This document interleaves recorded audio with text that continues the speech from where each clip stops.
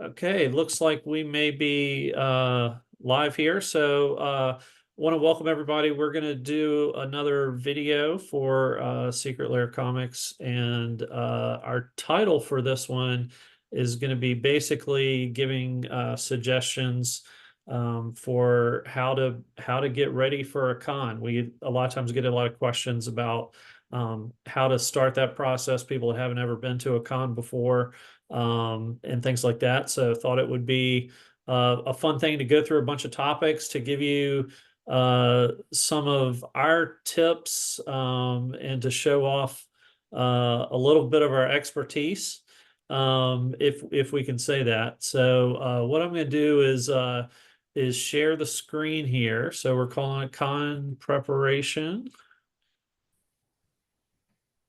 There we go. Tips and tales from some veterans. And actually, Jimmy's the real only veteran here. But there Hmm. we go. Yeah, military wise, definitely Yeah, veteran. But yeah. So, oh, sorry about this. Let me put all this up on the same screen. I didn't really intend to do that this way, but this is our panel here. We got Chris, and Chris's first con that he went to. He can't remember because he's getting old. Was it 2014 or 2015? You said Roanoke. Now, is Yeah. that the Big Lick or is that? No, it would actually be Roanoke Comic Con in the mall. Oh, wow. Okay, cool. And best con pickup? I mean, that Stephen Rowe piece is sweet. Like, Yeah. I mean, I think I paid $150. And when I went back and looked up the piece, that was like a $350 piece he did for me. So, Yeah, Stefan's the man. So, agreed. and that was cool. Like Chris videoed all that while I was getting drawn and everything like that. So it was really cool. We got Brandon here. His first was GalaxyCon Richmond. Who were the big people there? If you Mark remember. Wade was probably the biggest name that year. But it wasn't too many comic creators that year. I guess was that the first year they did it, Chris? That was the first year they did it because I'm trying to think because It Mark was Wade was definitely the biggest name. yeah, it was Wizard. They did Wizard World Richmond for a couple of years in there before they switched to like GalaxyCon. So yeah, and now GalaxyCon's doing a little bit better, I think, than it had been in the past with more creators and things like that. Yeah, yeah, I last think year. I'm gonna try to make a trip back to that maybe this year. Um, they definitely they amped up their guests and just some vendors. So yeah, I'm probably going to try to make that this year. And Jimmy, they just announced Jonathan Frakes is going to be there again this year. So That I saw that and I had some interest. And Brandon, you got your Swamp Thing 37. I think some of us were there for that. yeah, that was the first year we went to Heroes together. Okay. Was that at that little like side booth? Like we were at that one really good booth, but was that the book that I had found like at the side booth, like that one Yeah, it dealer was had? kind of like off in a kind of weird booth, and not many people were Yeah, at. yeah. I think I was with you when you bought it Yeah, yeah, because I think I got it for like $100. I mean, it was a heck of a deal on it. because they had a lot of toys. Yeah. Yeah, they specialized more in toys than they did comics, so I guess that was how I got so lucky on the price on it. And Jimmy just likes to start off with the big dog. He Yeah, just is like, I don't need to go to these little cons. Let me start with New York Comic Con in 2016. So yeah, go big or go home. I guess I don't know. and you have you been, I know you've done New York Comic Con just about every year since. Yeah, just about every year since 2016. Okay. I think there was one year we skipped, but since 2016, every year just about. Wow. And that's your have you been to smaller cons? The only other small con is GalaxyCon. That's it. Okay. Wow. So And I don't mean to laugh, but the disappointment in Jimmy's face, like I got the 3-day pass and I'm done. Like the bar was so high for Jimmy. Like yeah, when he walked up to the booth and was like, I'm done. I've done everything. I don't know what else yeah, to do. yeah, it was crazy because when I went to GalaxyCon for the first time, I think I walked around twice, like three times, or in 3 hours, and I was like, wait, I think I'm done. And I'm used to when going to New York, it was like 3 hours. You haven't even seen like a quarter of the place yet. So Yeah, that's yeah, funny. I wasn't quite sure what to do. And and you say your best con pickup is your ASM 300. It's nice.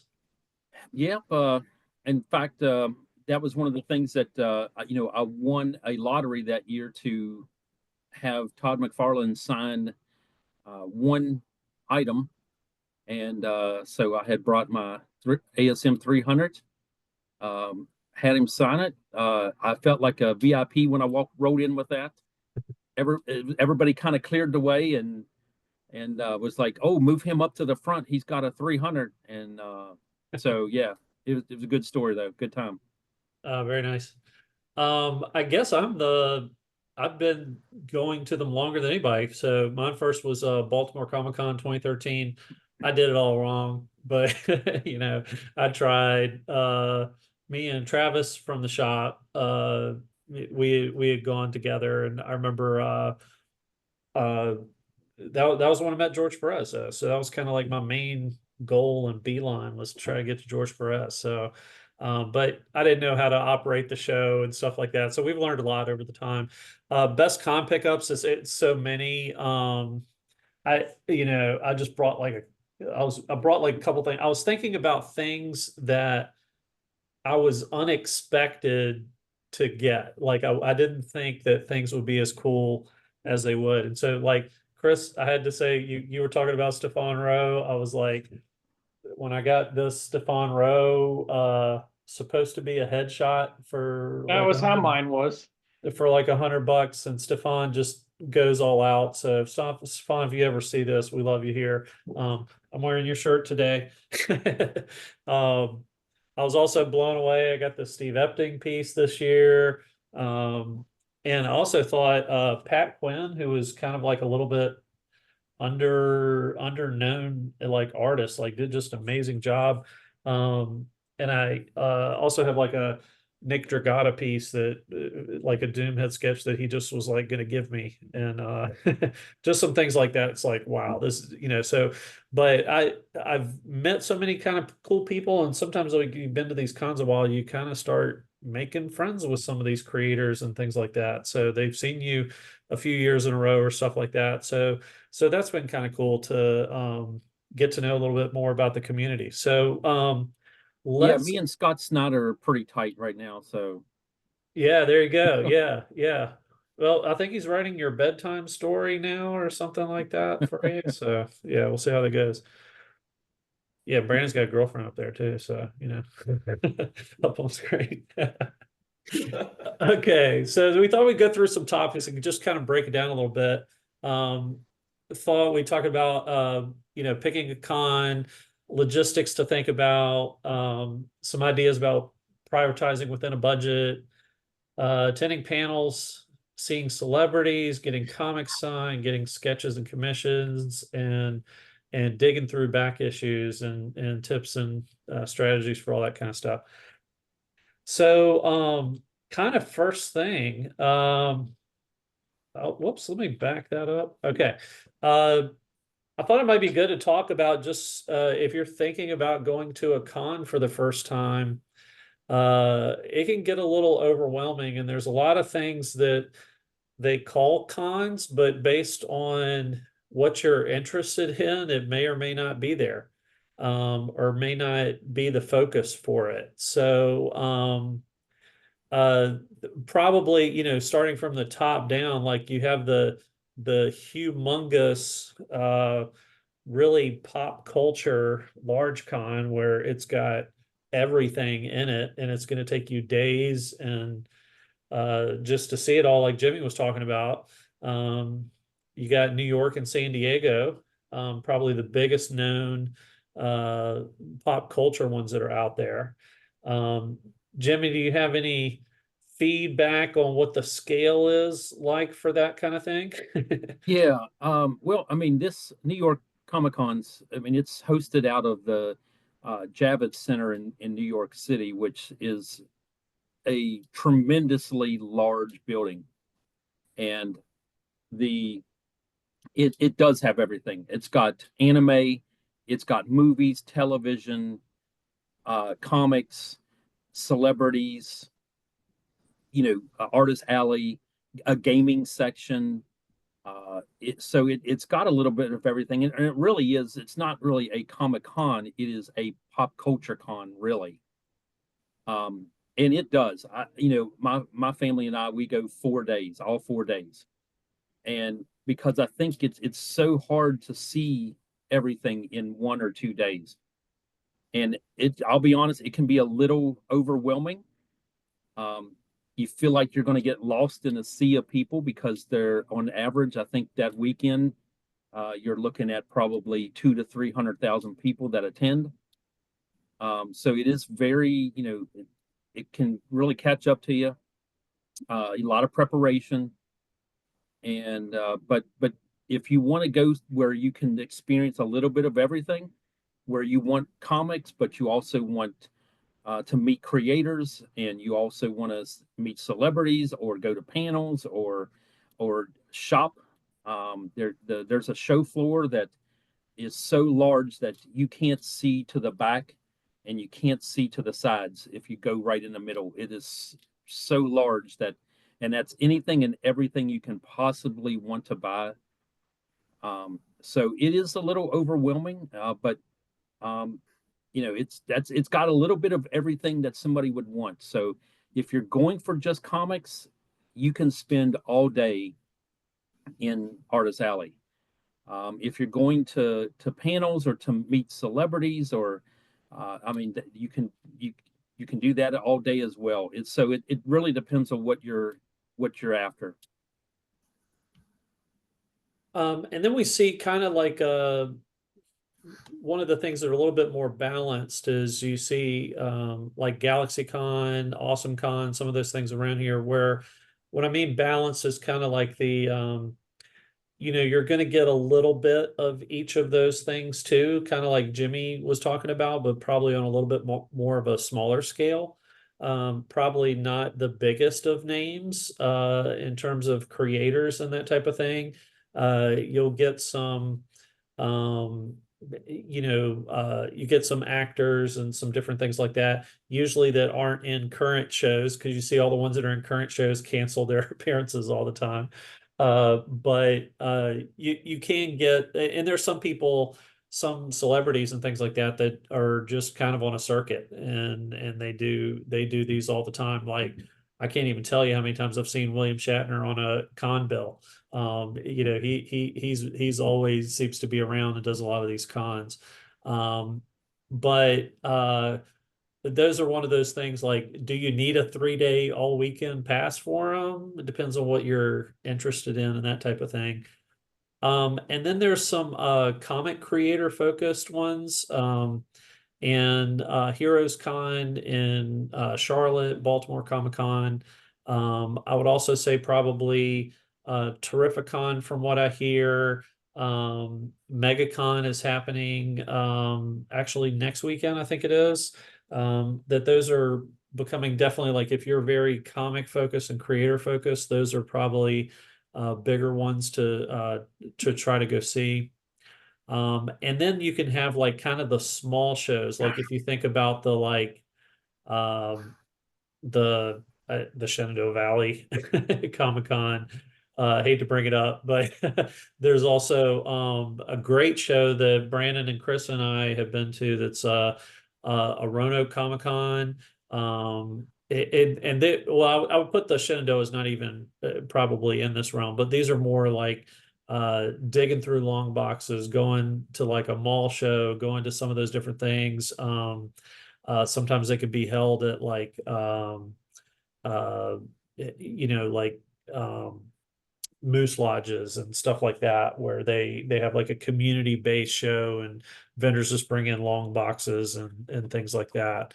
Kind of What like a is little bit bigger everybody's scale than the swap meet that we'll have at the shop in a few weeks, right? So Well, it's next Sunday. what is everybody's preference? I mean, like I said, for for me, for what I want to go for, I'm definitely into the comic creator focus. Like, and Heroes is my number one, hands down.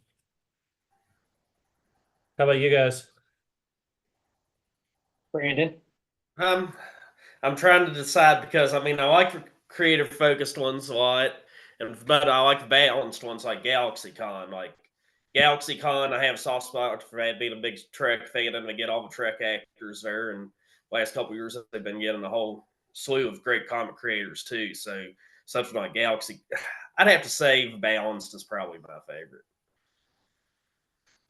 I'd probably say the comic book vendor focus within, if there's a con within 30 minutes, I'm probably going to go just to check it out.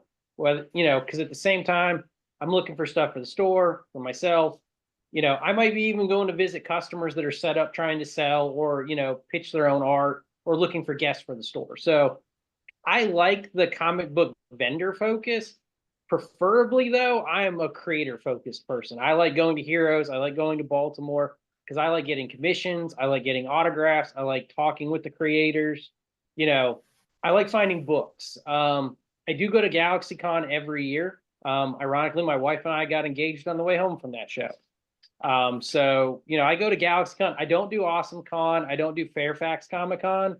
Those are Northern Virginia, and I'm just not about that traffic life. Plus, a lot of the same creators that come to AwesomeCon will be at GalaxyCon. So, and then as far as NYCC and SDCC, I don't think I'm ever going to go to those. I don't think the PTSD can handle that. But bucket list shows for me would be C2E2 or Emerald City. I think those ones are probably right on that same level as, creator focused as Heroes or Baltimore, but much bigger. Right. Sounds like it'd be a good trip to go one group of us. Yeah. Yeah. Chi-Town's fun. Yeah, Chicago's a lot of fun. Yeah. Okay. So, here are some logistics to just, think about here. And I'll just get all these pulled up here. So there's definitely a lot of costs for everything. And there's a con ticket prices. I know like some shows, it depends on the size and scale of it. I mean, some was that Roanoke one, I think was like $3. Yeah, I think it was 2 and now it's up to 3. Yeah, they've had It's a cash only. 50% inflation. Yeah, that's crazy. Yeah, but $3 to go into that one. Jimmy, I don't know if your wife is listening, but do you know how much are your tickets for New York that you Yeah. Well, unfortunately, she is aware of it, and I do hear about it every year. So ticket prices for New York, it's about $70 a day. So a whole weekend. Now, if you buy a 4-day pass, they do it in different steps. You can do single day, you can do a 4-day pass. I think there might be a 3-day as well. I'm not sure. But a 4-day pass will run you about $240, $250 for all 4 days. So it's that's honestly not so bad. Yeah, I think your average show is about $35 for a Galaxy for like one of those mid-level shows. So yeah, 35 to $50 sometimes, so that's not bad. What are you saying, Brandon? It wasn't Heroes like 50 for a whole weekend pass, something like that. 75, I think. Okay. Yeah, they and they have some like $100 tickets for to get in VIP. So and that's another thing if you want to think about VIP, which we can talk about a little bit later, but sometimes there's an extra cost and that might get you in a half an hour early or an hour early or something like that. Or sometimes it could be a whole extra day beforehand of some special events. So something to factor in there. Hotels, or I know we've done some Airbnb in the past, which has been sometimes if you're splitting it with some people, that could be a lot better because you got a little bit more place to spread out some, and you can find some good places out there. The one cost for if you were going to like a C2E2 or Emerald City or San Diego or something like that, you're probably flying. So that's an extra cost. And something Jimmy didn't mention is too, but those New York, San Diego, it's a lottery to get in. So you're going to need to plan Yeah. for that day to enter in the lottery as well. Yeah, here's the process for New York. San Diego is a little different, but for New York, the show is every October, but you have to buy tickets in late May or early June. So you have to buy these tickets well in advance, and to ensure that you would even have a chance at a ticket, you have to be on, or first you have to register with New York Comic Con to they will send you a link that will give you a link to go to to buy the tickets. When the day that they announce that they're going to sell tickets, you have to be on your computer ready to go. So it's like buying Taylor Swift tickets. When it says 10 o'clock a.m., they are opening the sale. You have to be they're ready at 10 a.m. and you had better hit the link to get into what they call the queue, and that is you get in line to buy tickets. And it's not guaranteed, and you hope you get in quickly and get out and purchase your tickets. Yeah, you'll see a lot of cons have like early bird pricing, but in a lot of cases, I mean, in this case for New York and just about anything else, you don't actually even know you might know like a few people that are going to be there, or you might not know anybody that's going to be there. You just kind of book your tickets, and then as days get closer, they start announcing more and more people that are coming. So you can kind of play that game if you want to try for that. But it sounds like New York and some of the bigger ones, you better have a plan to go before and then you're just going to go. And something Yeah, else too, that's oh, go ahead. you're good. I was just going to say that's something that we struggle with every year, because I usually take my sons with me, and I usually ask him about 10 times before I buy tickets. Are they still want to go? Are they going to go? Because it's once you buy tickets, it's very hard to actually return them as well. And so it is a commitment. Once you commit, you're in it. You better go through with it. Something else that's on the list is about photo ops. A lot of the celebrities, some creators will have photo op opportunities where it's really more of like they have a professional a photographer there that is going to run you through a booth, kind of like cattle. You get like a few seconds to say hey to the guest, you stand behind them, you take a picture, and you move on. And then you pick up your picture usually a little bit later to have. And but then there are also, and their prices can vary for that. You can it seems like the lowest I've seen of late has been like $35, and then you can see some that charge like up to $250, $300 for a photo with them.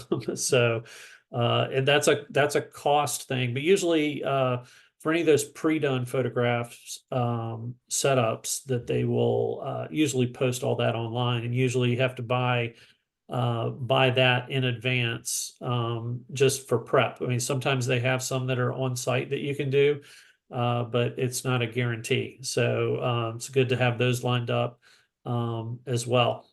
Yeah. And you can and I know New York does it, I'm sure GalaxyCon as well. I mean, there are photo ops, there's also autographs. And if you bring an item that is not one of their 11 by 8 glossy photos, if you bring your own item to sign, there's additional cost. But yeah, just be aware on photo ops, you do only get a minute to say hello, love you, love your stuff, love your movies, shows, whatever, and that's about it. They'll greet you, but you're not going to be having a conversation. So it's so you're going to be paying quite a bit to say one or two sentences. That's about it. But I will say, for me, it was worth it. I've met Mark Hamill, Ewan McGregor, John Boyega, Jack Quaid, and I think I'm forgetting some other people, but you get the idea. It is fun to see them. My sons are impressed when they get to meet some people that they've watched on TV, and but it is a good experience. Just that some are friendly, and it's just nice to have that exchange. You also want to watch too, because a lot of those you're buying a time slot. So Yeah. you want to Yeah. know when that time is, so you don't miss that. Yeah, I have that coming up in a bit when we get into celebrity stuff. Just other costs, just fully banked for food, for parking for each day. Parking, like for most of these things, are always held in some kind of conference center type thing, especially for larger ones. And with that kind of thing, with parking being in downtowns and cities and things like that, they jack those prices up usually for any big conferences if you're going to park close. So something you have to think about. Some places offer pre-parking, and sometimes you can bus or subway in, depends on what you're doing, taxi in or things like that, Uber. But parking costs can be good. It can be expensive sometimes, but I like to park and have close, so that if I can break away from the con and take some of my all my comics I've been lugging around, and I can swap things out or get them in the car at some point, that's good for me. And then there's also food. Depends on the venue, but sometimes they have food inside, sometimes they don't. Usually, if they have food inside, they don't want you to bring in outside food, and that inside food is going to be expensive. So they like to charge a lot for that kind of stuff. Yeah, I usually just doesn't want taste- to add. Oh, sorry. I just want to add to that on the food, you want to actually do a little bit of research and find out if the con allows you to leave to get food, or if you have to stay inside the convention center once you're in, and you're limited to what the food venues that they have in there. I think in past years, I don't know if it's still that way, but GalaxyCon was you could not leave once you entered, and so you had to purchase the venues that they had inside, and it was pretty pricey. And I know that for New York, you can leave and enter as many times as you want. So a lot of what my sons and I do is we'll leave, go up the subway, get a $8 sub for each of us, and then eat and go back in. And they'll even they will let you bring in food. And they have food trucks there, but they're also expensive. So we map out the area beforehand of what food or restaurants or fast food places are nearby, and then we plan on what we're doing for lunches in those days. And something too, nobody's really pointed out too, if you're someone like me who's disabled, knowing where the parking is really kind of important. especially who has handicap parking. So watch that. If you have food allergies under the ADA, you're allowed to bring things in that comply with your food allergies as long as you can prove it. So that's just something to think about as well. But I would not try to bring in a whole rotisserie chicken into certain places. They ain't gonna let you do.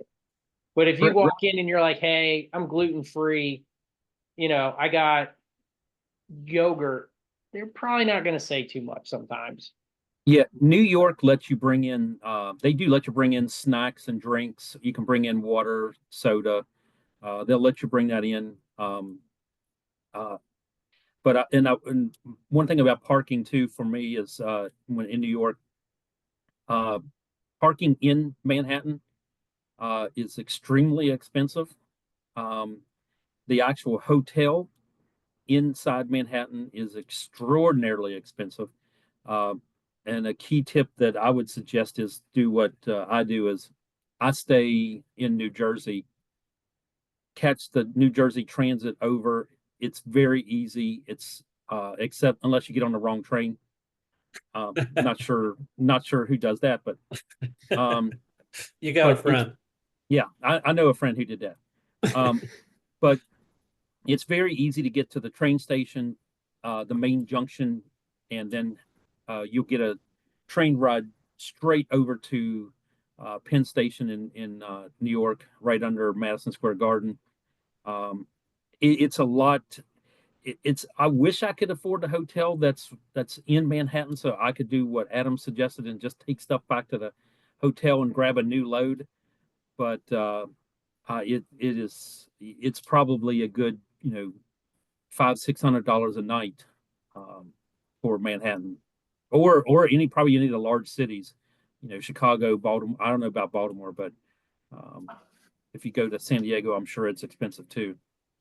Well, something else nobody's mentioned too is for a lot of these bigger shows, if you look on the show website, there's usually an official hotel for the show, which usually has some kind of discounted rate. And then additionally, with those shows, there's usually events most of the time in the evenings or things like that.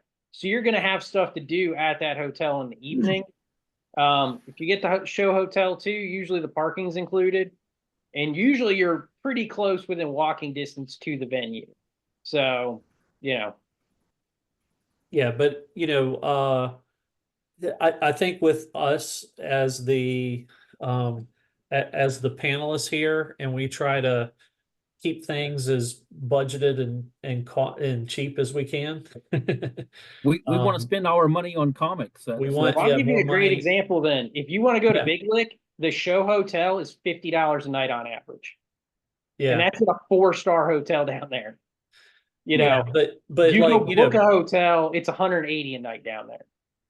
yeah, but it just kind of depends on, what budget you have, what you're willing to do, but there's kind of those pluses and minuses for different parts of that. All right, moving on, I thought just talk about things to bring that might make your life easier. We talked about food and water. I put deodorant down there just as more of as a joke because you always hear about that, about the sweaty, that's smelly very people. real. Yeah, so make sure you're taking good care of your hygiene just for the care of others. The first thing I put on there is more for me because if you think about these conference centers, um, they are concrete floors. If you're walking around all day, standing up or in line all day, that I have kind of a bad back and that just kills me. You guys have all seen me hobble around after a day or so at a con.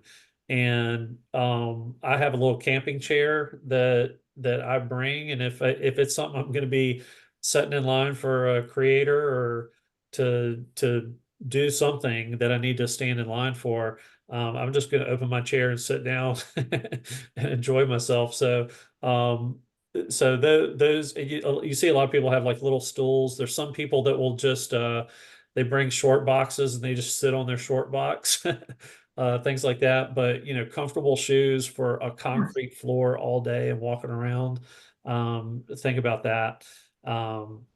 Most people bring a backpack in that. Security wise, sometimes they'll do searches for backpacks, but and sometimes they're checking, see if you bring in food or water and if that's allowed or not. The one thing I think all of us do is we bring these like store folios that you can buy at the shop. Secret Lair Comics, come by every day but Tuesday, and pick up a store folio. And those are great just to protect your comics as you're bumping around and moving around through things. And they're easy to carry, and you know how many you got in a box, and you can even label your boxes differently so you know what you got in each. Bring Sharpies in case you run into somebody and they don't have one, or if there's a certain color you want for a certain book. Some artists don't want to do that, but if you have one, you can ask, and a lot of people are doing that. And then bring, definitely if you're into back issues and things like that, bring your want list. Some people bring a notebook. You see some people there with like books that they're looking for, things like that. I know all of us here keep our collection on CLZ on your phone, so you can kind of, if you have something like that, that you can, or some kind of file or spreadsheet or something that you can check on that. That's always a good idea. Internet can sometimes be sketchy with thousands upon thousands of people at a certain venue. So if you have anything like that, it's good to download a copy if that's something that you have, to be able to utilize, so that you're not reliant on internet to try to find out what books that you need. And I also we'll talk a little bit about this with organization, but I bring a ton of sticky notes with me. I have all my books labeled and stuff with who's where and all that kind of stuff. But I always think it's a good idea to do that. So if you want to mark down like a booth that you saw that Swamp Thing 37 and you can't remember what booth it was and you want to go back, it's good to write that down while you're there. Well, And rumor is that Brandon takes a little stool with him. He likes to wait in line for long periods of time. I got to make sure I'm the first one in line for Hickman. Classic moment. If you watched our last video, you can see a picture of Brandon sitting on because I brought two of those chairs, and I gave Brandon one to it was kind of funny. Anything else with stuff to bring that other people had ideas on? I would bring a couple bags and boards. I also definitely. bring Scotch tape because I don't care about the tape that's on there. I'll bring extra. Top loaders. If you're someone who likes art or something like that, top loaders are expensive and hard to find depending on the size of the show. So if you've got extras, bring one or two. Doesn't hurt. Yeah, art is one of those things I didn't mention but that it can be tricky for how to carry it. Or you buy you have a binder or portfolio or something like that to put it in, and then the artist gives you a piece and it's bigger than what you what you have, and you got to figure that out. So, but you want to protect it, and you can bump into people and or they bump into you. So Some people might spill soda on your stuff. Yeah, you want to make sure you're keeping it protected. Yeah. And then I know there might be some people that like to cosplay that might watch this. I know Chris has cosplayed.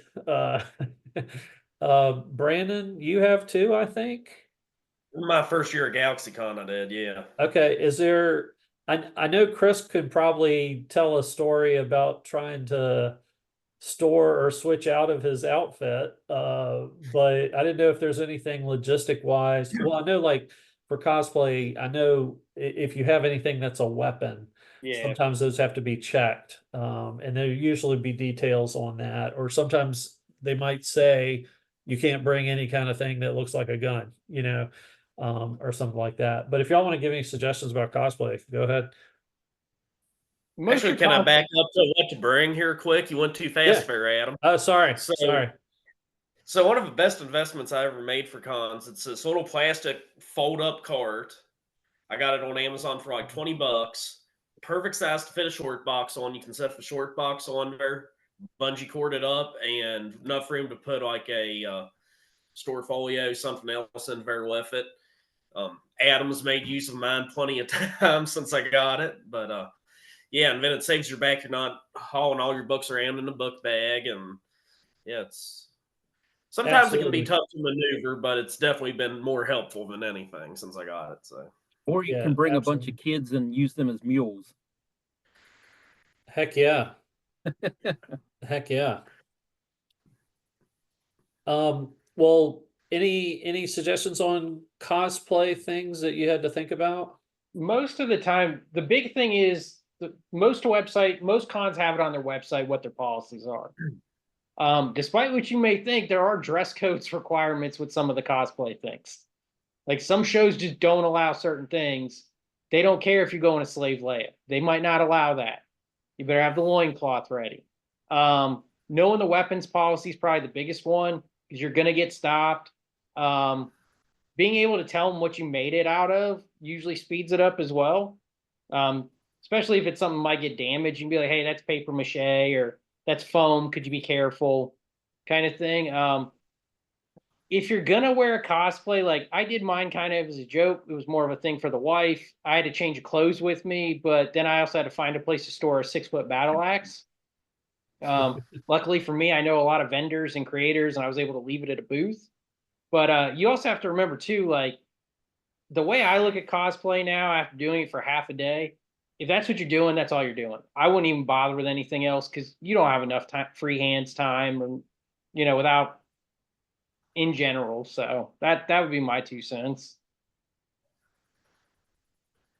yeah, because when I did it, I was Wolverine, and those claws got in the way of everything. Well, you came and left stuff at my booth though, Yeah, like yeah, that. because after so long, I had to drop the claws, and Yeah, so I could just dig through long boxes. Can't go through long boxes with the big claws sticking out.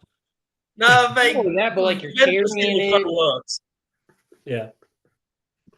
and if you're with somebody that's cosplaying too, keep an eye on them. Watch because it's going to slow down for them. People are going to want to get pictures with them or of them. So you're going to see significantly like they're going to be lagging behind at times. So kind of know where they're at. All right, cool. Talking about a budget, do y'all want to talk about any ideas that you have for how you tackle that? So I've got a pretty solid system that works for me. So depending on the size of the show or what I'm looking for is going to dictate how my budget's going to work. For a big show like Heroes for me, I usually want, a couple pieces of art, things like that. That's going to be expensive, but everything's within what your means are. So keep that in mind. Like I'm not going in debt going to a show. I like cash. Creators like cash. Keeps you in a budget really simple if you've got cash. But you need to factor in, the hotel, the gas, the food, the ticket. That's all going to go in my budget. But the way I kind of look at it is if I know that my priority is certain creators to get commissions from, I'm going immediately as soon as I'm decided to go to the show and I'm looking to see what they cost. If I can do a pre-show, that may not affect the money I have going to the show. But if it's a day of thing, then that's I'm budgeting that. And that's also gonna be my top thing, like is trying to get to that creator to get that spot to spend that money. The thing I don't want to do is spend that money on something else and then not have it. And that was my big goal. So my priority is always to look in advance as much as I can to figure out what a cost is of something. If my priority is to buy a book, I'm looking to see what that book should cost me. And then I'm going to try to zoom around real quick, see how many copies of it I can find, especially if it's a key, because it's usually on a wall. And then I'm probably going to make a budget conscious decision on that one.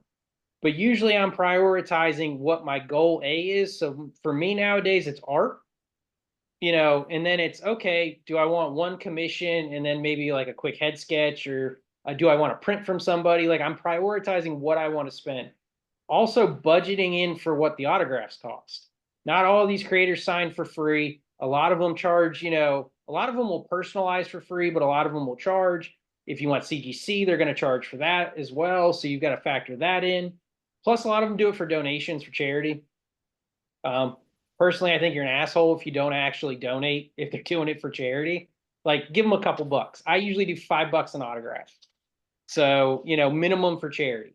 So, but, go through it. But usually for me, it's whatever my top priority of that con is. So depending what con I'm going to. So if I'm going to a book con, okay, what books are on my want list and what's my price point? If I'm going to a creator friendly con, who do I want art from? Who do I want an autograph from? And what is that going to cost me?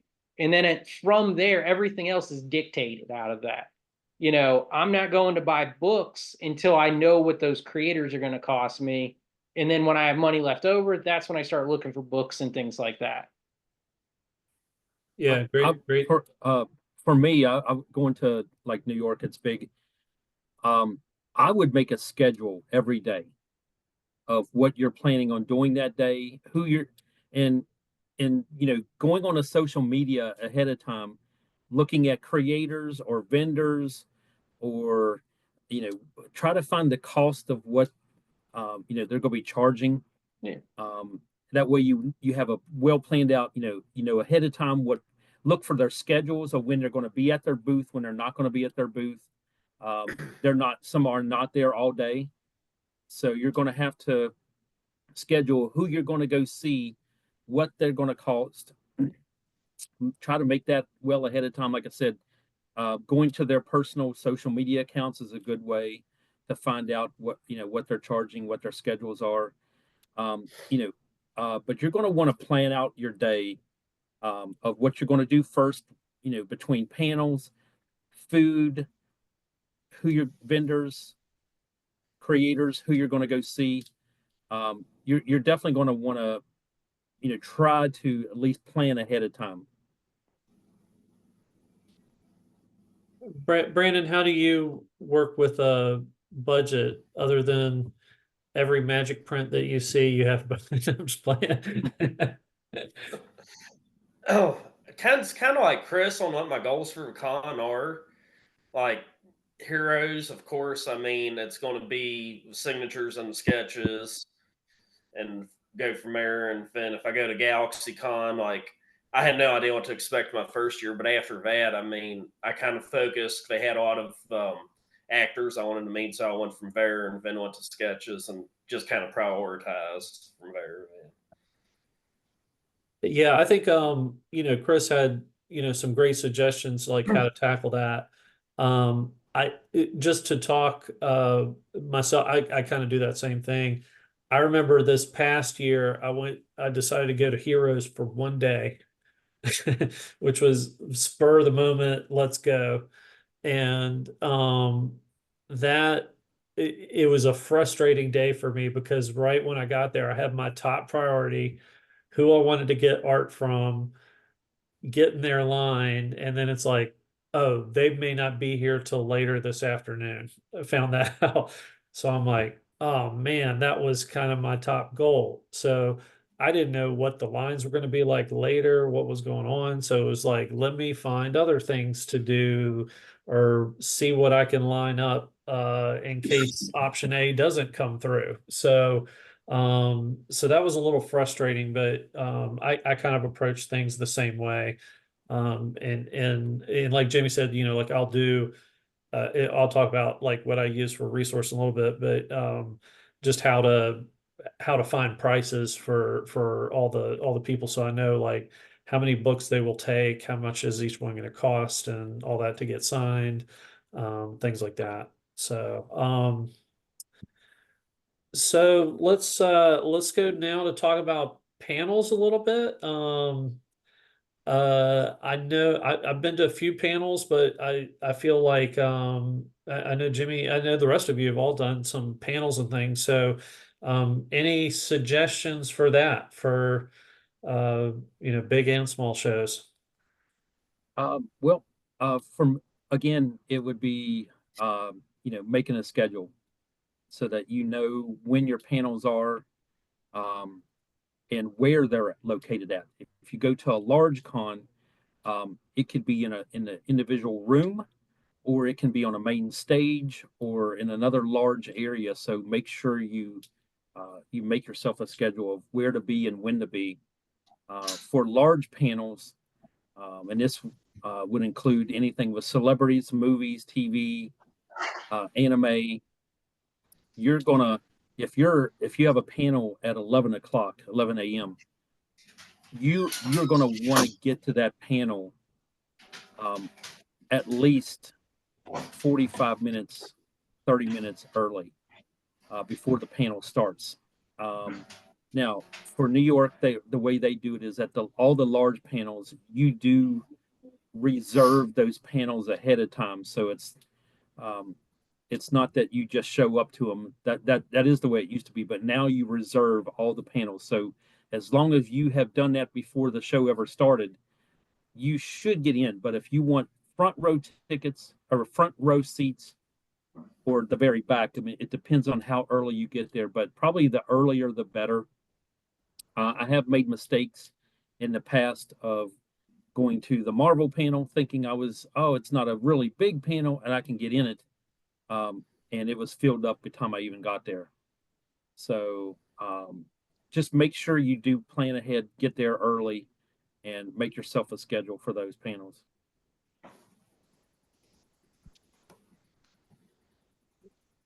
Brandon, I'm not Chris, the biggest panel person. It's not really a priority for me. I've been on panels, so that cuts into time. But I will tell you, as a store owner, I've actually been to more shows early for events and things like that related to stores and distribution. But just like Jimmy said, it's factoring in the time.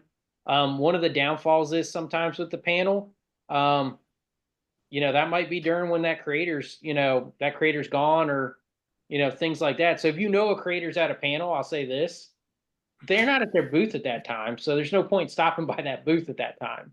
So keep that in mind too. You can kind of figure out where somebody's going to be based on the panel schedules too. yeah, but if they're finished up with a panel, Yeah.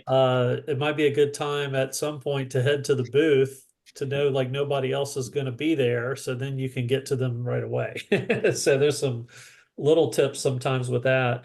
And I know there also, sometimes shows have special extra panels, that you can do. I know I did one with,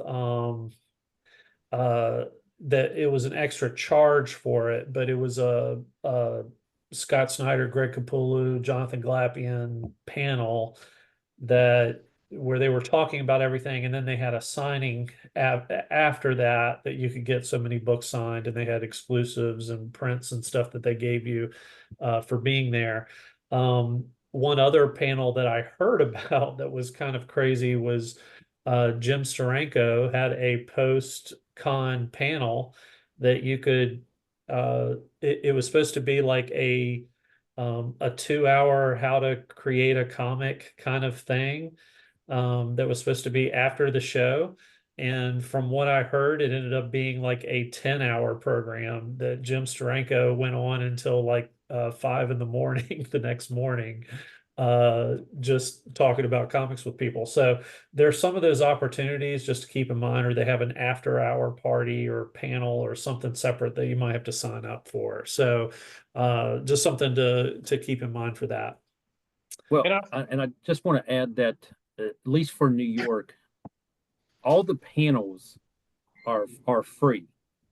Now there are some ticketed events that take place somewhere else outside the convention that are related to the con that you have to pay for.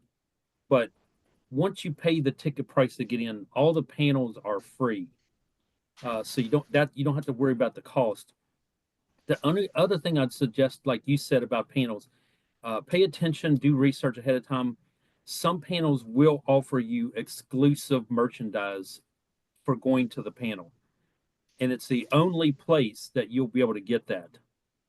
And secondly, if you are looking forward to seeing a certain celebrity, if you have a man crush on Mark Hamill, I don't know anybody like that, but if you do,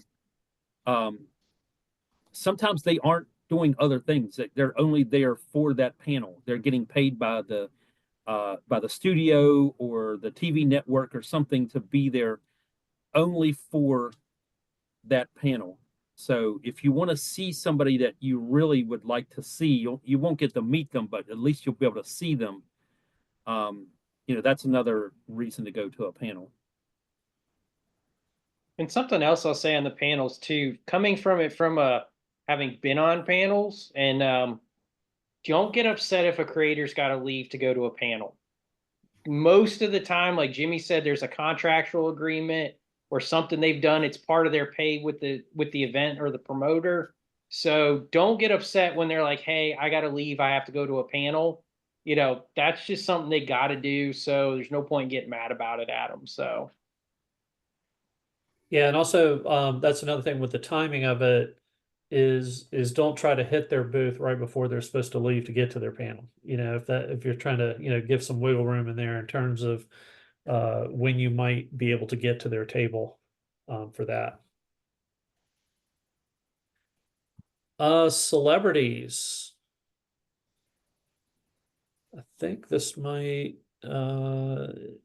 yeah. So I know I think everybody here has done some celebrity something or another. Chris, have you somewhat, a little bit?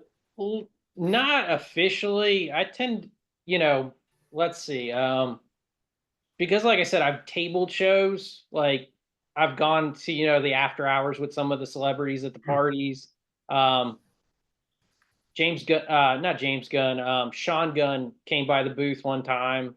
My wife likes the celebrities, but she won't pay the money. She just wants to see them though.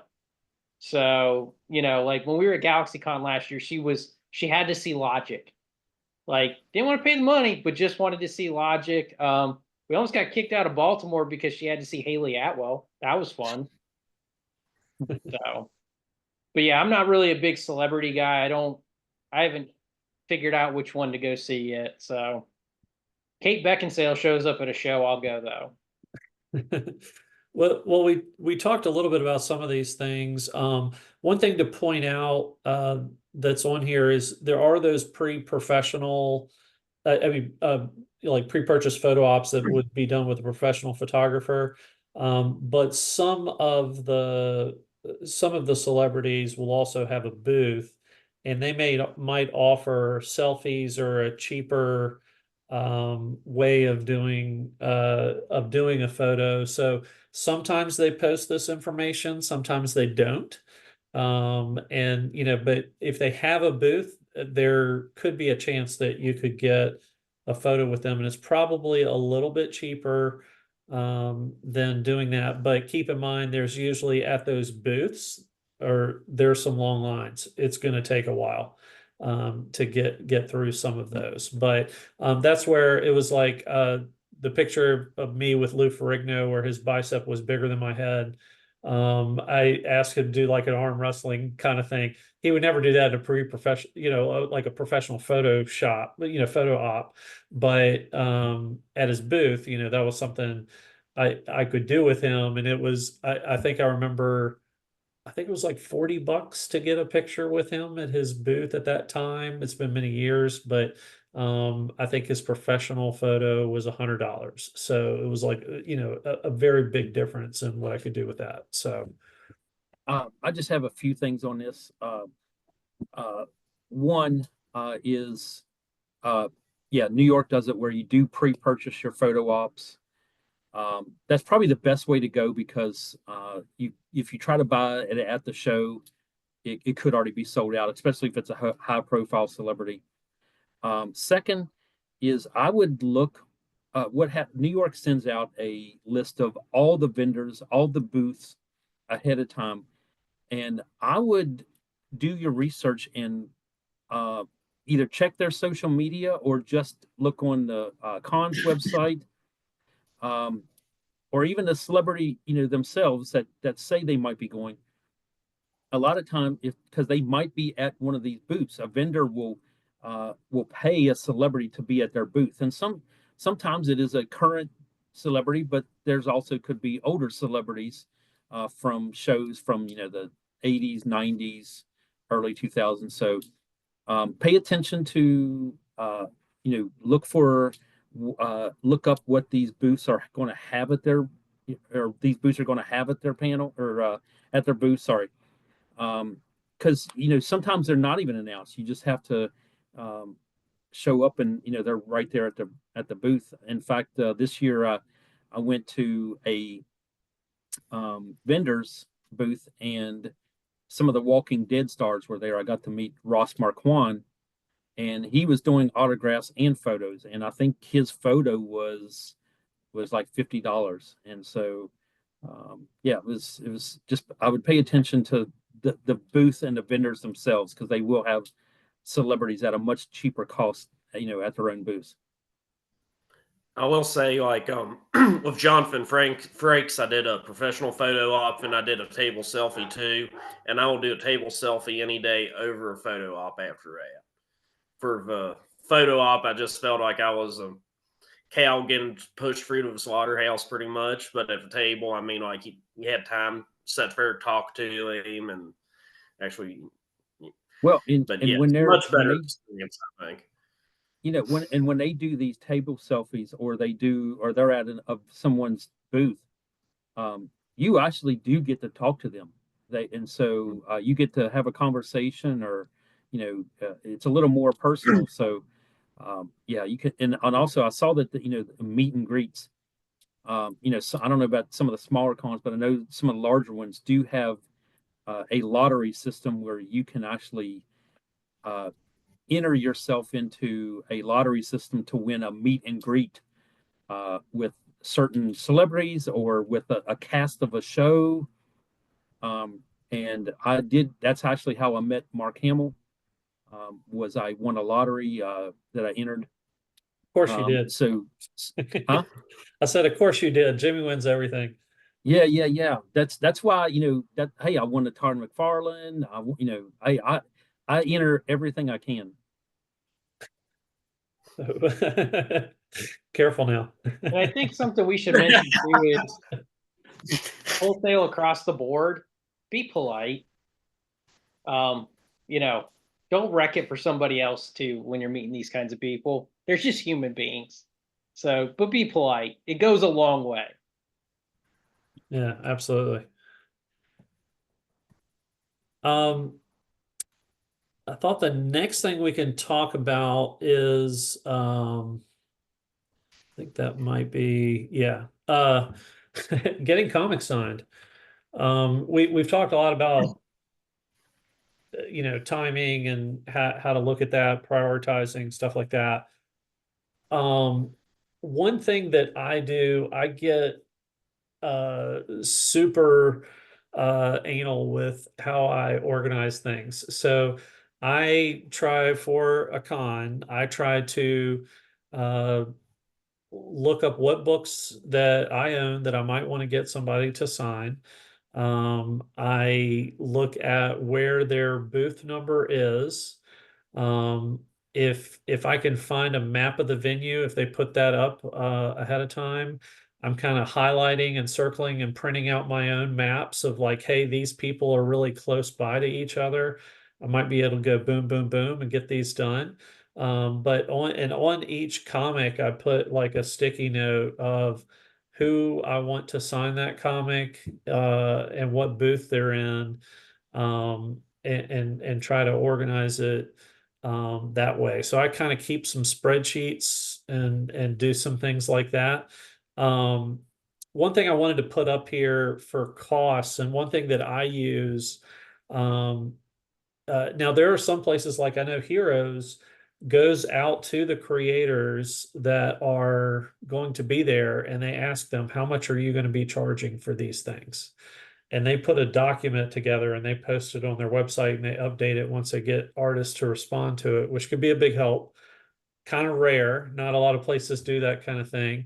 But I'm also part of this Facebook group. I think Brandon's in that too. It's called Sketch Prices, comic book sketches, commissions, and autograph prices. You can search per creator, and any posts, and they also have a document that's on file that's kind of updated by everyone, so that you can see how much people are charging. So sometimes it might be, every book is $5. It might be first 3 free. It might be if it's personalized, it's free. It could be something like, Rob Liefeld having a different price for New Mutants 98 to get signed, where he might charge, $10 to sign something, or if it's that book, it might be $100. I remember when the Batawang came out.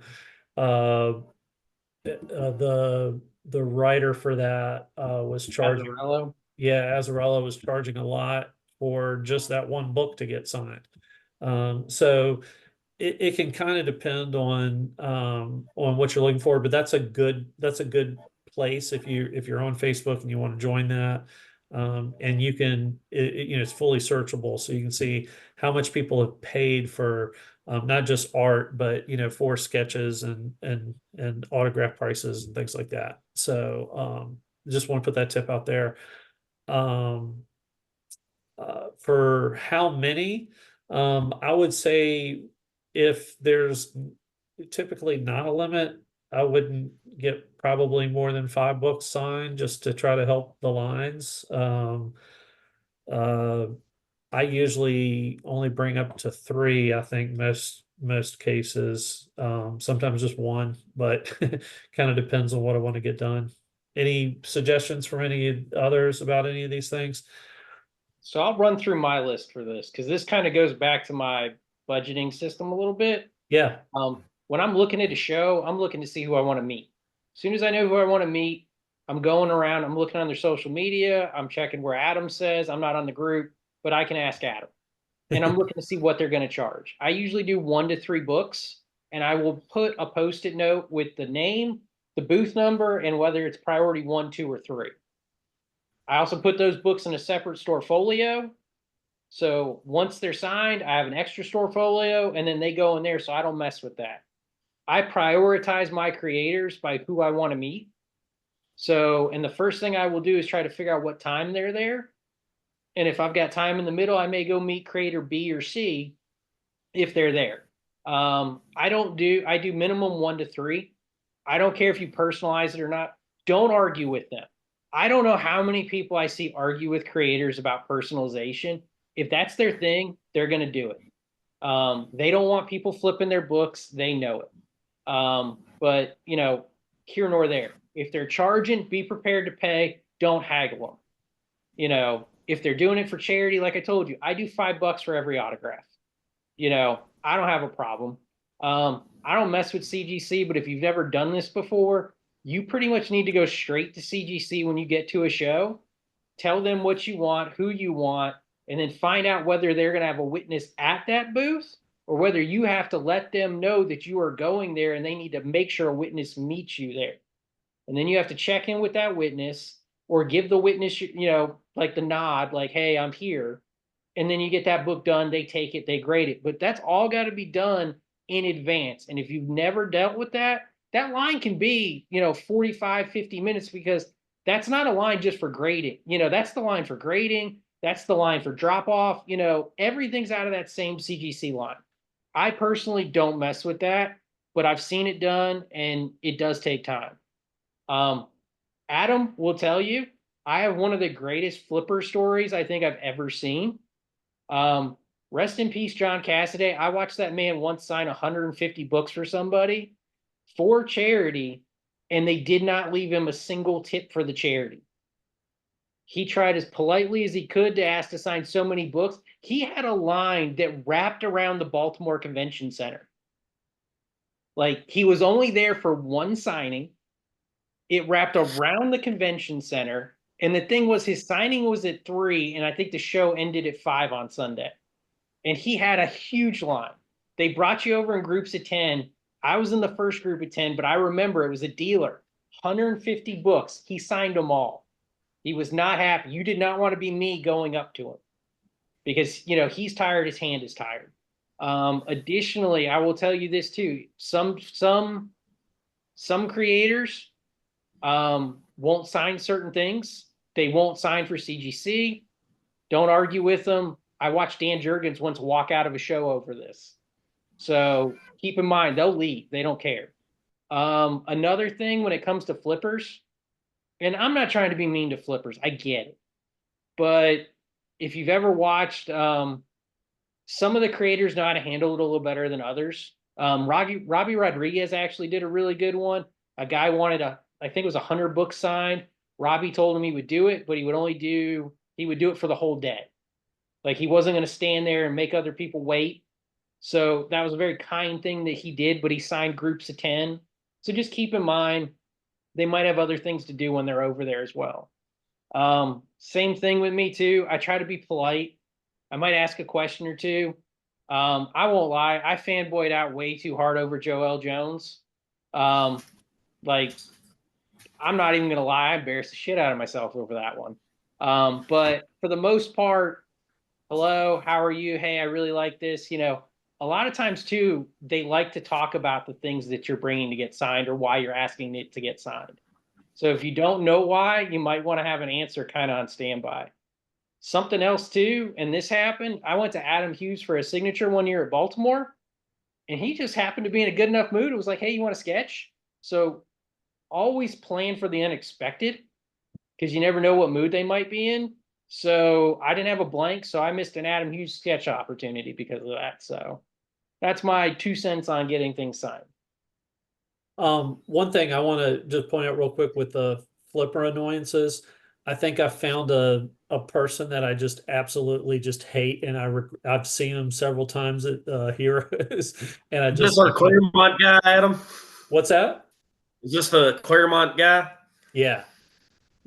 But this guy, I've seen him 3 times at Heroes.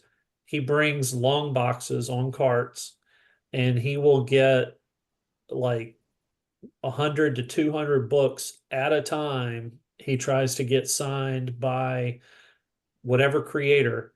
Now he brings cash. Like I saw him, like with Chris Claremont, hand him about $1,500 to of cash just so that he would sign all of his stuff. But you can tell Claremont was like, man, I got a big, huge line here. He's like, I'll sign a little bit at a time, but I'm not going to totally stop the line just to sign all of these books for you. So when you get behind somebody like that, you're just like, oh gosh, this is just annoying. So that's why I like think about the how many. And also like Jenny Frison this year, when I saw her, there was a flipper that was just standing next to her booth, and every few people that went through, she would hand her another set of books. If like she had one 10-second break in between a person, she was trying to get another thing signed in between those, and paying her money for it. And you could just tell, like Chris said, like some people handle it better than others, but it made it awkward for other guests to be there as well as the artists or creator, whoever that is, themselves. So try to, be kind, but also we're living in a society here, people. So try to not monopolize everybody's time, because everybody wants to have a good time, and things like that can be annoying. So Chris said he didn't want to hate on flippers. I want to hate on some flippers. And something else I'll say too. Roy Thomas. Yeah, after with Roy Thomas, I think I don't know if you was there and saw it when this happened to me, Adam, but it was what, 2-3 hours I was in line, and the people were right in front. This guy was right in front of me. Well, I think he sent a text message or something when we got close. The next thing I know, there was like 4 people cut in line with him so he could get all his books signed. Yeah, I remember I went to check on you, and he was trying to get me to be in the line and get some of his stuff signed for him. And I'm like, no, I'm not doing that. Yeah, because we got right there when we would walk up to him, and then all these people just showed up and grabbed some of his books. I'm like, dude, what? Just need to break a Peach Momoko off on somebody.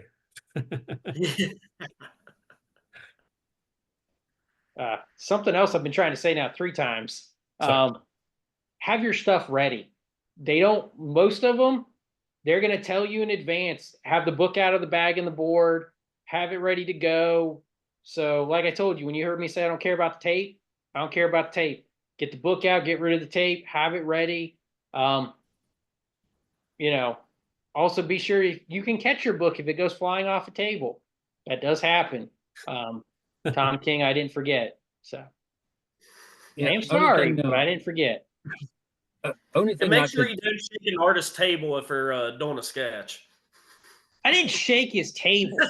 There's a gap in between the tables. There's a table in between. There's no way I shook his table. But also, don't go try and ask Jeff to call for a sketch after that, because he's not going to do it when he accuses you of shaking his table. The only thing I would probably maybe add is when talking about timing and prioritizing, is again, knowing what their schedule is, because they will be at their own booth, but they also do make commitments to some of the bigger shops or some of the bigger vendors where they will sign exclusively at that other vendor's booth. So just know that, you might want to learn that they're going to be at that booth at this time to this time instead of their own. And you can go to that vendor's booth and get something signed as well. So just try to prepare of what that creator's schedule is ahead of time. Chris hit the nail on the head there about being organized. Having the book out of the sleeve ready to go, it speeds things up so much quicker. They don't want to have to, you fumbling trying to get stuff open. How many? Man, I'm so guilty of, I bring so many books and I've got to stop doing that because I try to get everybody and anybody to sign books, and I stress myself out. Don't do that. Don't stress yourself out too much.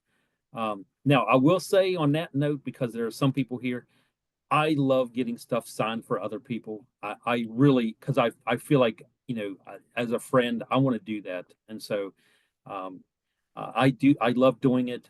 And so I do take other people's books to get signed as well as my own. And I try to prioritize. Actually, I get their stuff signed before I do even my own, because I felt that they took the trouble to give me the book. I wanted to get it signed for them. But I bring too many books myself, and I've got to stop doing that. You have some mules to bring though, Jimmy. Yeah. Yeah, no, I learned that you better feed your kids, while you're, instead of being in line all day. But anyway, just know that when you're in line, there are going to be people that ask for sketches and remarks and so on. Just try to be patient. Sometimes those can take a while. Some creators will only set a certain time aside to do sketches or remarks. Try to schedule around that as well. But just know that you may get in a line where someone's doing a sketch that may take 15, 20 minutes. Just be patient. I don't normally do the CGC stuff. The added cost in trying to arrange that for me is a little troublesome, but I know that there are a lot of people that do like to do that. Flipper annoyances, man, it happens to me every single year. I get behind somebody who brings like 20 copies of the same book, and they will have it just one after another. And of course, the pen, it has to take time for the ink to dry. And so they'll have this guy's booth, the creator's booth table, just completely covered with all his crap while it's waiting to dry. And it is so annoying when you have, this 20 of this book, then the next issue, 20 of this book, 20 of this book. Out in some creators have recognized this and have set aside only times for resellers or whatever. I wish more of them would do that, but just know that, chances are you're going to get behind somebody that you're going to be there waiting a while. And they're doing it to make money. They're not there for, the joy of it. They just want to make money. Which I will say also, when you're talking to the creators, really honestly thank them and tell them how much you appreciate them taking the time to sign something that they, that you have, and that it really goes a long way. I've had a lot of creators come back and thank me for thanking them, and to letting them know how much something they created means to me personally. They love that, and Chris is absolutely right. I don't do it for that, but there have been creators who are like, you know what, let me throw in this. Have you seen my new book that I just put out for the show? You know what, I'll sign it for you and give it to you. You just never know. Kindness goes a long way, and treating people like decent human beings. I mean, I would really highly suggest that. And Jimmy, I appreciate all the autographs you've ever gotten from me. Little tip I want to point out to you, because I know we did this at Heroes. Sometimes there's creators, big creators at the same times. If you got a friend with you, one of you might be in one line, one of you might be in the other line. So don't be afraid. I do it with my wife all the time. I'll be like, hey, can you go stand over here, get an autograph from so-and-so for me? Or can you get it for somebody else while I'm waiting in line trying to get somebody else? So sometimes you don't get to meet everybody, but if you really want the autograph, sometimes just pass it off. And if a friend can get it signed for you, hey, at least you got the autograph still. So. And Jimmy, definitely make yourself the top priority. I'm just going to put that out there for anybody before you say that. Yeah, well, I really like knocking out like other people's stuff first. I just, because I don't know, it's something that I enjoy doing for somebody, because I like when I send a picture back and they're like, oh, that's awesome, I really like that. I feel like we do so much for each other, and I want to return that favor, because I know especially Chris at the shop does a lot of stuff for me, and Adam, you certainly do a lot of stuff. Brandon, you as well. I feel like I at least I should pay it back, and so that's just something I enjoy doing though too. No, I feel you on that. We're all kind of selfless people, so yeah. Well, let's move on to sketches and commissions and things like that. Uh, I might run down the list real quick for me and pass it on. I know we've all taken advantage of this kind of stuff. Again, we talk about timing and seeing booths. We've checked all that first. Like Chris will do. This is probably my top goal. So I am making a beeline for who my most important person is, and I'm gonna just sit there and wait and try to get the first thing done, because sometimes I can make or break your con with what you can get accomplished for some things like that based on what your priorities are. So I definitely recommend, if you're thinking about getting sketches or commissions, try to find out how to get in touch with the artist ahead of time, to do some type of pre-order. If you think about an artist that's at a table all day for maybe up to 4 days for a con, if it's like a New York or something like that, they get tired. They want to push through a lot of work. They have a lot of things that are getting done. So if you can pre-order a sketch and get somebody to do something in advance, you are probably going to get a better quality piece, a much better quality piece in a lot of cases than trying to get it day of at the fair, or putting in an order at the con, and then they're working on it at night. And some of these people I know don't sleep. So that's one suggestion I have. And then sometimes you can have some great conversations, meet up with some people, and then it takes a lot of pressure off when you want to meet them, because it's like, I just got to go pick something up at their booth. And that frees up a lot of time. So if you are able to do that, and some artists don't, and some artists have dealers that are helping them with this process, and sometimes they only take 10 or they only take 3 or whatever it might be for a show. But at least you know that going into it. So, and there's some artists that don't do any sketches at a con. They just decide like, hey, I'm just going to sign stuff here. If you want to sketch, maybe we can organize something outside of this, or I can mail it to you. But also, I would be careful of giving an artist money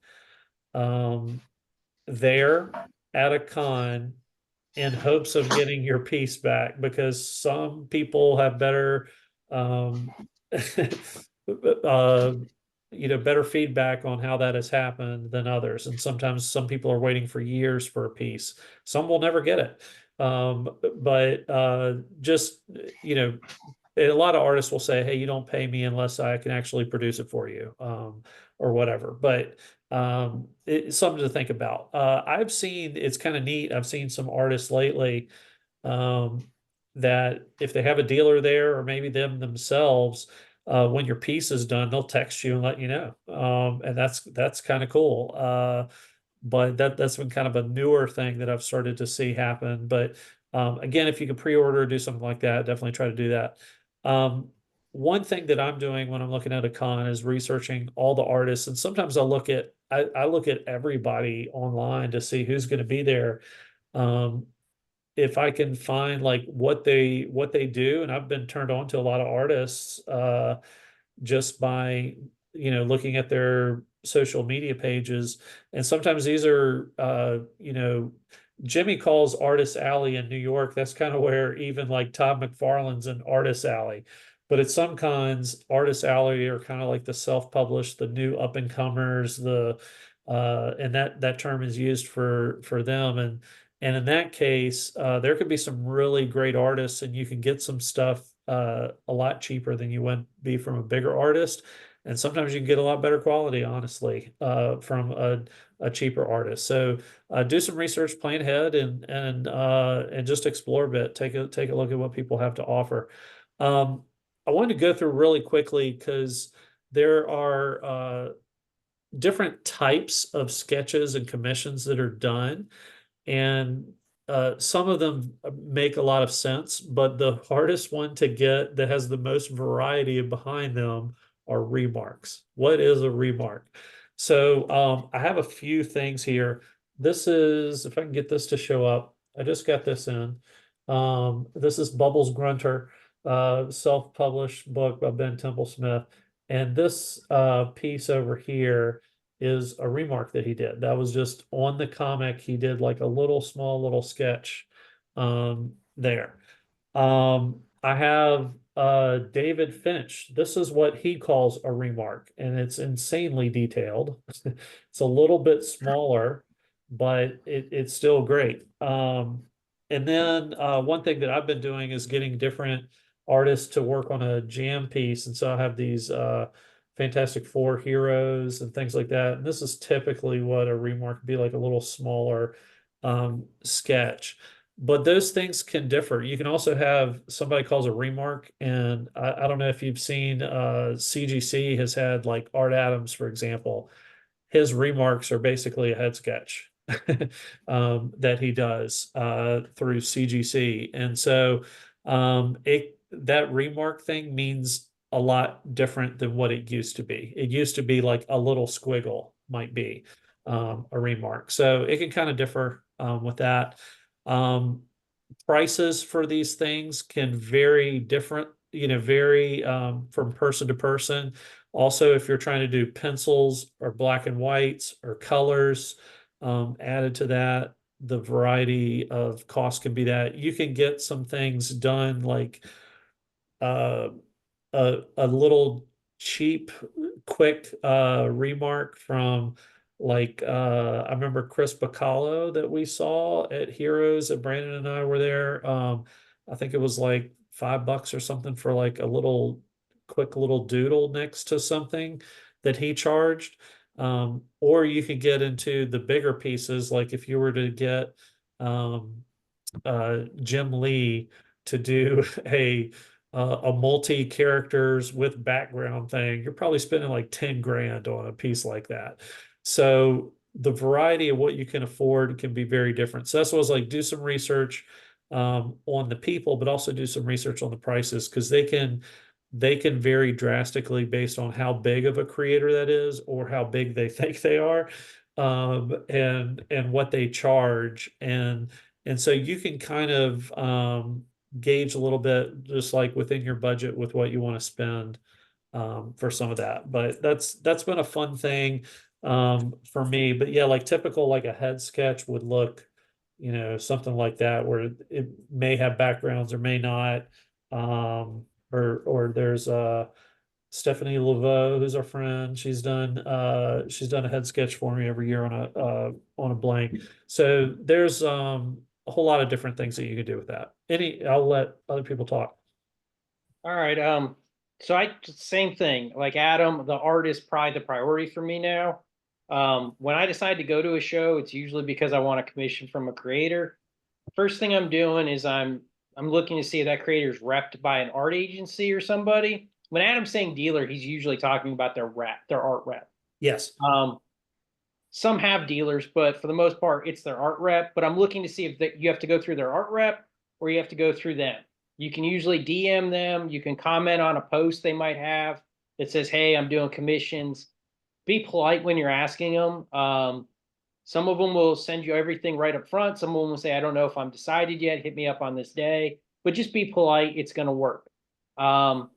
You can do some research to figure out the prices. If you look in their social medias, you go back on that Facebook group, you go into CAF, Comic Art Fans website, usually they'll post, you can find that creator and you'll see what their kind of prices are per item. Tip of the thing that I like to do is I like to get remarks on blanks. Usually they like to do a little extra, so that's just something I try to do. I don't like remarks on actual covers. I'll do it if I have to, but I like to do remarks on blanks because you tend to get a little more. Know what you want. That's a big one. Knowing what you want from the person. I personally have a philosophy of, if I know a creator is, well known for doing something, say drawing men better than women, I'm going to ask them for a male character. If I know they're better at drawing a female, I'm going to ask for a female character. I do like to ask, I have a Josie collection, kind of like Adam's got his FF stuff. I have a Josie collection, so I get a lot of Josie pieces. But if they, something I have to do too is when I go to shows, I have pictures of what Josie looks like, because not everybody knows who Josie from Lady Killer is. When I get Bucky Cap, not a lot of them realize Bucky Cap is different than Steve Rogers Cap, because Bucky Cap has more of a gloss to his costume. So it's shiny. So sometimes I got to show them like, no, it's shiny. It looks different. Artist Alley is going to be your best bang for your buck. It's always going to work. And the thing is too, and I'm not knocking professional creators, that money's going a long way to them in that Artist Alley too. They're going to appreciate it. You're going to get a little goodwill, and usually you're going to get a better piece for your money, especially if you're budgeting. Artist Alley, great place to go. Awesome for that. Remarks, ask politely if they don't have it posted, what they're charging, things like that. This is where I think the VIP ticket thing comes in. If you know a creator is only doing signups, like I have a friend who wanted Greg Land. It took him 7 years to get on Greg Land's list. Because it was first come, first serve, and he was only doing 5 to 10 people. And usually he was only guaranteeing the first 1 or 2 people. Everybody else afterwards was if I have time. So keep that in mind. Also, too, I love pre-show just like Adam because it takes a lot of stress off. You usually get a better deal on a pre-show piece, too. Mm-hmm. I know in my case, one of my Joel Jones pieces was X amount of dollars, but when you went to the show, they only offered one price point, and it was actually more expensive than the pre-show. And I'm not knocking them for anything. One of the reasons they do that is because they're trying to limit how much work they're doing at the show. And the time frame in which they're working, it's expedited. So, they might charge a little more. So pre-show always best because you have it lined up. Usually just walk in, picking it up, and you're going from there. Or you can be like me with Stefan and pre-show it and have to wait till 5 minutes before the show ends. But, we had fun with it. So, and here's the thing. If somebody doesn't get to it, whether they're too inebriated to draw it or they don't have time. Don't get upset with them. There's no point in it. Just go find something else and have a good time. Oh, and I don't do cash up front. I wait till it's done. Unless I know the person. Very seldom will I do cash up front unless I know the person. When I pick who I get sketches from, I usually try to pick characters that I know they've had a history of drawing. Like Jeff Isherwood, I got a Doctor Strange from him because he did a ton of issues in the 90s for Doctor Strange. I mean, that's usually how I go about it. And then I haven't had much luck with pre-shows. Most of the time, I'll get a hold of somebody and they'll be like, well, just come see me at the show and we'll work something out then. But, like Adam can attest to this. Like I was messaging Declan Shalvey for months before GalaxyCon last year to get a Constantine head sketch. And he's like, well, just come see me at the show and introduce myself. He's like, yeah, I remember talking to you. And he seemed like he put a little bit extra into it compared to other sketches we were seeing too, just because reaching out and talking to him for a while before the show. But I'm the opposite of Brandon. I have a lot of first offs from creators because I have kind of a twofold philosophy. My when in doubt sketch is Captain America. Creators doing it, I ask them. It's a simple thing because I have a lot of Cap stuff. If I get a dealer's choice, I'm going Josie from Lady Killer. But it's also weird because I know like Jimmy said Danny, the first time Danny drew Cap was for me. Jeff Lemire, I was just going through his art books. He wasn't drawing. And he just asked me what I was looking for. And I was like, I'm looking to see if you have any Captain America. He's like, I've never drawn Cap. Got a blank. And, I got a commission out of it. And he wasn't drawing. And that's also part of being the polite thing. Because sometimes the politeness, goes that extra way with them. And that's the same thing with the flipper thing too. I love people where an artist is like, I'm doing one commission. They draw it, and then you look on eBay, an hour later, and it's on there. Creators can tell who fans are. So they love their fans. I might have had some run-ins with some creators that might not be happy about, their day and how things are going, but they appreciate their fans. And they always want to make their fans happy, and they're going to do whatever they can for you. But if they can't fit something in, don't get upset about it. Same deal. So creativity goes points too, because how many years did we try for Dan Mora, Jimmy? Yeah, several years. Yeah, we tried for creativity works too. Giving some creators like challenges. So for like Dan Mora, I'm a big Claus fan. That is my favorite book that he did. But I wanted a Claus Captain America mashup. And I think Jimmy would agree, it appealed to him. It was something different. He hadn't done it before, and it was something fun, so he enjoyed it. Another weird thing is, and I saw this, why I tell you I keep pictures of the characters I want drawn is because I once watched a guy walk up to a creator, big creator too, not little, and he wanted his own made-up character drawn. But he only had like, this is what I think they look like, things like that. Man, that guy was as nice as could be to this guy. But he also had no clue how to draw this thing. So like knowing what you want and making sure it's an actual thing or having a photo reference, big thing for them. So. Yeah, I mean, photo reference is big. I mean, I like on some of the things, like I know, like this, In-Hyuk Lee. Now, In-Hyuk Lee does not speak hardly any English, and when you're trying to say, hey, can you draw Medusa for me? Like, who knows what that means to him? So I had to get like a character reference to show him, and then, of course, he'd never drawn her before, and he was kind of interested in it. But yeah, sometimes having that reference can be really cool and big for you. So yeah. And I'm a little bit like, I know Brandon goes with like the a person that has done something, and I've been working on like some jam pieces and some different things like that, and some of the artists don't know, like David Mack when I got him to draw Mole Man, and he was like, "Oh yeah, that's that guy. He's got like weird glasses or something, doesn't he?" Like he didn't really know the character that well, but it was sometimes you have to see, but he was interested in trying to do that one. So yeah. And Um, Something I Jimmy just else want to started add, dabble in this too now. huh? I said Jimmy started to dabble in this too now. Yeah, and something else I'll say too, real quick, and I'll let Jimmy go. Oh man, I lost my train of thought. Oh, normally, if you want to spend a little more time with a creator, a commission is a good way. They usually want to talk to you about it, especially if it's something unique. Like Adam said, I actually got to watch Stefan. I have it all on time lapse. He did the whole drawing. And the whole time we talked about dinosaurs all the way to the character he was drawing, and how he was drawing it. So, like, you can learn a lot during these steps too. I once talked to Neil Adams for about 5 minutes, watched him draw Batman. He told me all kinds of things. So, I'm just two things real quick.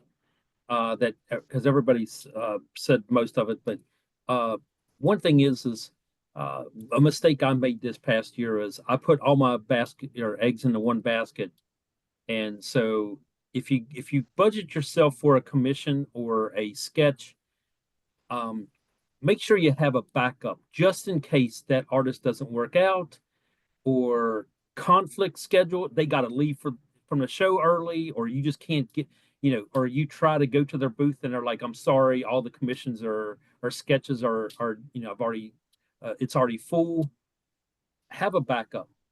Um, have another creator or another book, something as a backup, just in case. And the second thing is, some creators, not all, but some creators, if you buy one of their products, whether it's a sketchbook or something else, sometimes they will throw in a quick remark or a sketch or something. Um, so keep that in mind, that because they want to sell, a sketchbook or a portfolio or something that they put together. And sometimes, if they're grateful enough that they will actually throw something in there just as an added bonus. So keep that in mind as well.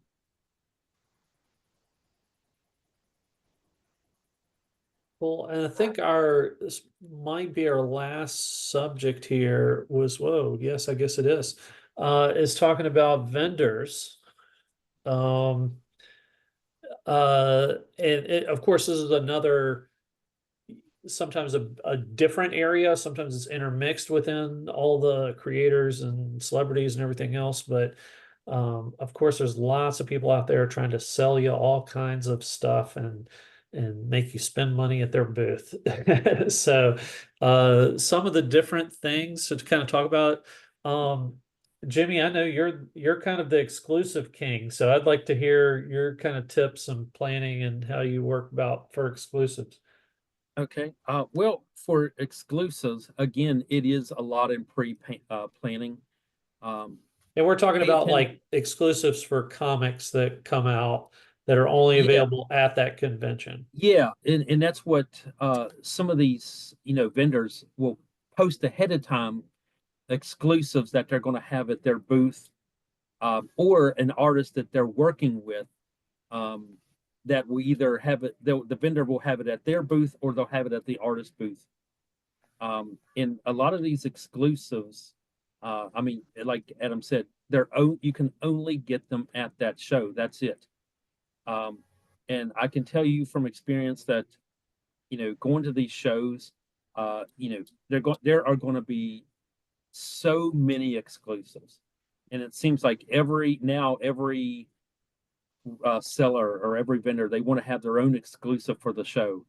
So you're going to really have to pick and choose what you really want, what creator you want for that, um, because I would tell you that after the show, these books will be online for twice, triple the amount you could have got it at the show. There have been times I've passed up exclusives at the show and then later like regretted not getting it for $20 at the show. But yeah, and it's not only the creators, but there are specialized booths not on just Artist Alley, but on the show floor or the area where they're selling. There will be exclusives that artist has made an agreement with, a contract with. But a lot of these will get posted before the show. Just kind of check that out, kind of pre-plan again, into your budget of what exclusives you're looking for. And I would tell you, if you want an exclusive, you had get your butt to that booth first thing, because some of these exclusives do not last. Some are very, like a lot of excitement around them, and this is where a VIP ticket comes in hand, because the VIP ticket holders get in sooner, and that's where they beeline to, is to these creators to pick up these exclusives. But they, decide what you want, because some of these are very gimmicky exclusives. But just decide what you want ahead of time. So, and the thing at the bottom there about cash, most 99% of these vendors want you to pay in cash. Some allow you to use card, but you would also want to be very cautious about using a card. You don't want to get ripped off or get theft, someone steal your card information. Cash is always best, and they actually do prefer cash. So that's kind of my thing. And I will say, Jimmy's talking about exclusives. He's talking about heavily New York Comic Con. There are also there's some other cons that will have exclusives, and there's not the crazy drama to run up to the booth and get them. Like they'll have enough that will last a good portion of the day or the weekend. It just kind of depends on the size of the venue and how many people are there. And then, but like New York, they'll have an exclusive that like 150 get it, and when he's saying like 200,000 people are there, like the competition's crazy. But yeah. Anything else with any of this? I think again, it's fun to go around the booths, but again, usually this is something like I'm not budgeting money for a lot of times with the vendors, because in my priorities, sometimes I'm thinking like, okay, that thing is kind of cool, but let me get a card from them or a website. Maybe I can get that later. That's probably not what the vendors want to hear, but sometimes that's how I'm planning that myself. But I usually, have a little bit of money to kind of play around with some there, but I'd probably rather put it more towards other things, but that's my priority. And also just, I'm not give any trade secrets out here. But if you think it's something that will still be there by the end of the weekend or the show, a lot of these vendors will discount items on the last day. So if you can hold out and wait, you may get a better, price or discount by, waiting till the last day. Yeah, I think that's really true, especially when we're talking about like back issues. In terms of like from big, if you're trying to find, comic back issues there, or big keys or things like that you're trying to find, you're going to get a better deal on the last day of the con by far, that you can haggle or deal with a little bit better, because the dealers don't want to pack all those boxes up and lug all that junk back into their car. So sometimes they're willing to, haggle a little bit more or drop the price down or something, just based on that last day and not having to repack that up. So Brandon, do you want to go? Because I'll probably close this out. All right. Yeah, when it comes to this with me, I usually go into the show thinking, okay, this is a run I'm working on. This is average prices of these issues in this run. So I pretty much know what I'm after when I'm going in about how much I want to spend on each. So All right. So as far as merch goes, I do actually look at the vendor list before I decide on a show. You're going to see with your pop cons, not a lot of comic books normally. So if that's your jam, it's not going to be a lot. Usually it's a lot more merchandise, plushy shirts, prints, stuff like that. I don't really mess with merch, but my wife loves merch. My wife will spend a fortune on merch. So there's that. But like I said, I don't mess with merch very much. Occasionally, there's like a few items that I might keep an eye out for that I'm always looking for. But again, I don't mess with merch. It's not my priority. Let's talk about the back issues.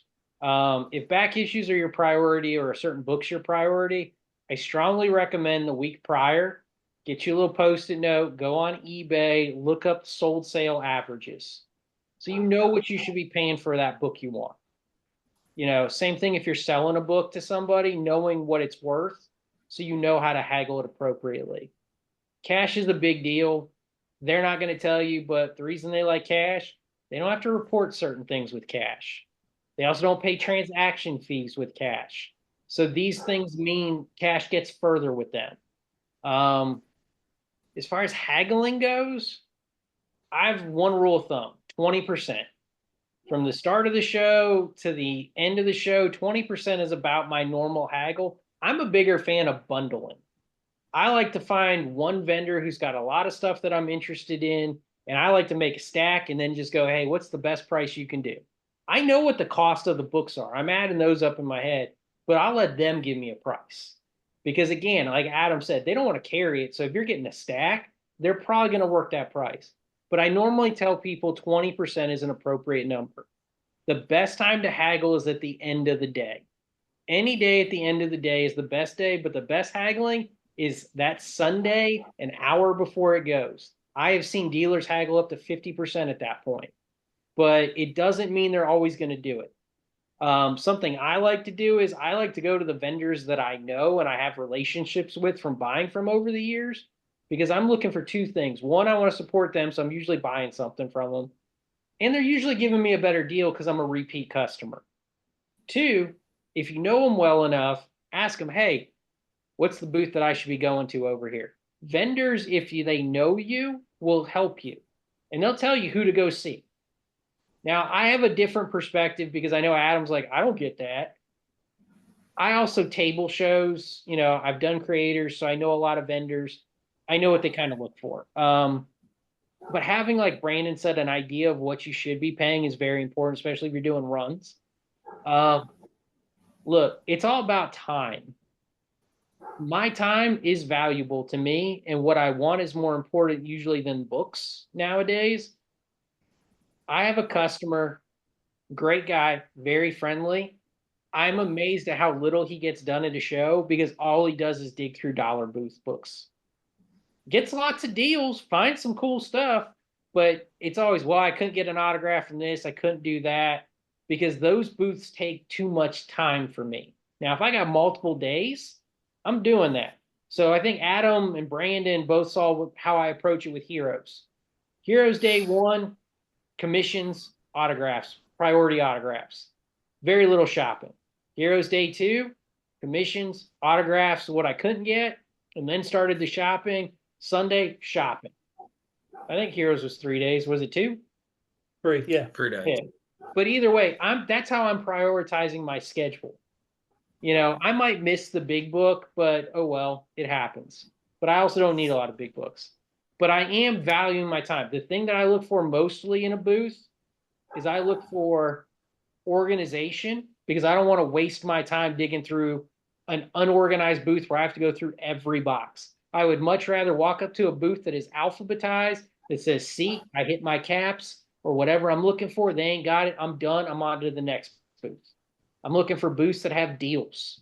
I love those. Hey, $5, 5 for 25 Silver Age, or $10 each. I like the deal booths because again, I'm in the business. I might be flipping something later. But I'm looking for that. But I will tell you, bundling is a big deal. The more you're buying from a dealer, usually the better the price is going to be. So keep that in mind. Wall books, um, I also would tell people too, like if it's a big gold book of yours, ask to look at the book. I don't ever just open books.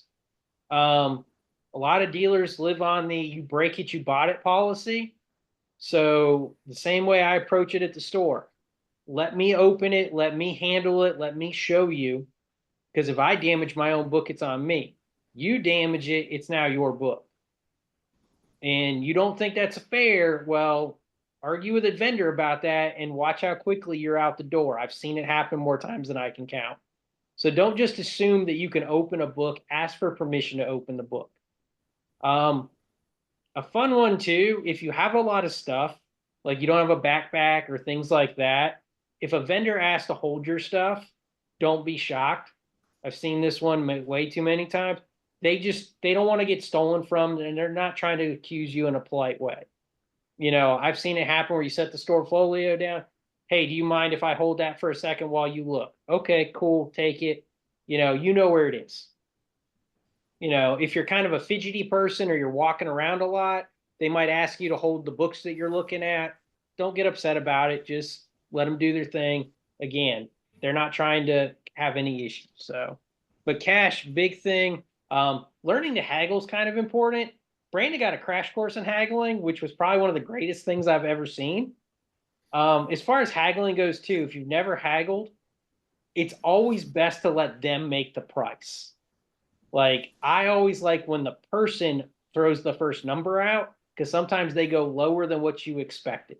But like I said, if I'm budgeting 20%, you cut me 25, I'm not countering. I'm just taking the deal and running. So that would be my advice for back issues.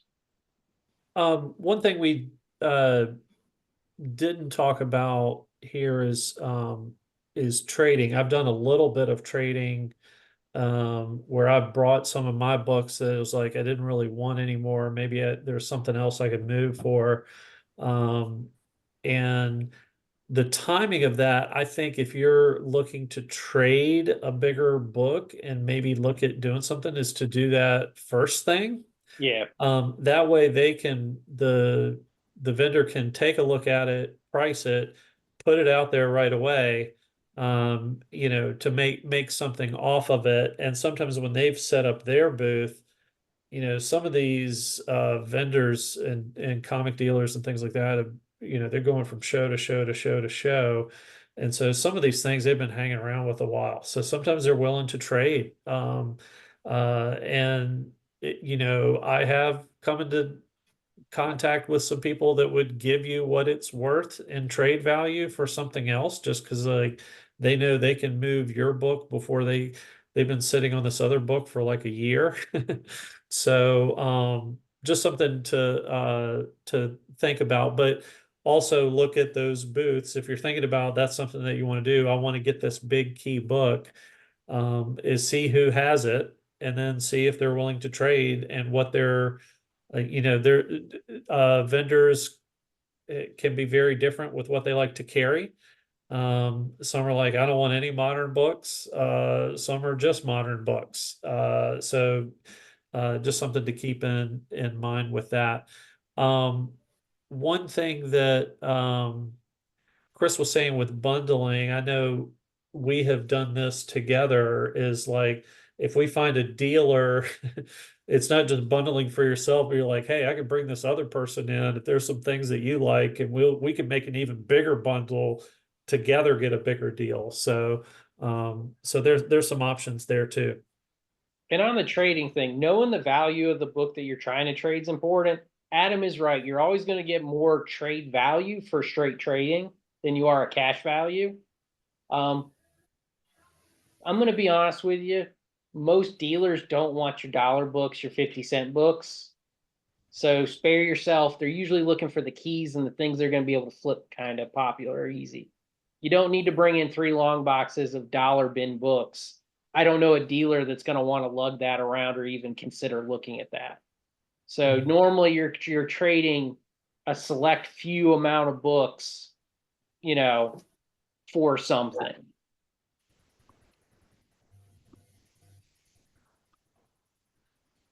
Okay. Anything else on any of those topics or anything con related? I think the most important thing is just to have fun. If you're going to a show and you're not having a good time, ask yourself why you didn't have a good time before you just go blame the show or something that happened at the show. I think that's an important thing. I don't like to leave a show having a bad time, and I would also advise heavily on the budgeting thing. Don't spend yourself into a debt where you can't afford gas for the ride home. It's not worth it, kind of thing. So, Yeah, I mean, I would just want to close with saying, prepare as much as you can ahead of time.